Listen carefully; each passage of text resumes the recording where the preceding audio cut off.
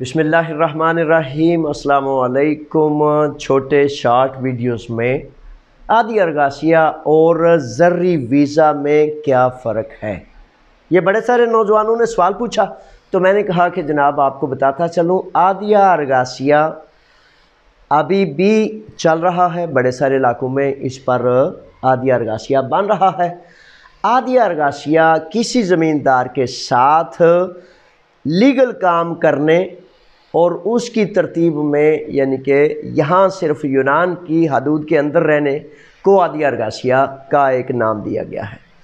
ज़र्री visa ज़मींदार के साथ बाकायदा, जो ज़र्री वीज़ा के साथ अब जो कानून पिछले 2 माह से अमलदारी में है, उसका मतलब ये है कि आपके बाकायदा पेपर्स, यानी कि उस पर आप सफ़र कर सकते हैं, उस पर आप अपना 9 माह इधर काम करना है, 3 माह अपनी फैमिली से जाके मिल सकते हैं, और इसमें ये बहुत बड़ा फ़र्क है। अच्छा, बड़े सारे नौजवान आप में से ये पूछते हैं कि जनाब आदिया अरगासिया का फ़ायदा क्या है।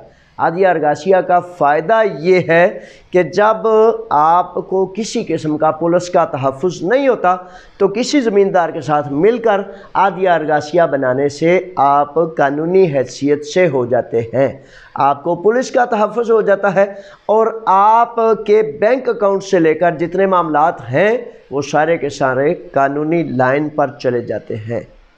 मालकान से बड़ी कुर्बत इख्तियार करें, हत्ता कि आदिया अरगासिया ही बनता हो तब भी वो बनवाएं, क्योंकि आज जिस तरह ये कानून आ गया है कि 15,000 बांग्लादेशियों को यहाँ मौजूद यूनान में लीगल करने का बिल पास कर लिया गया है।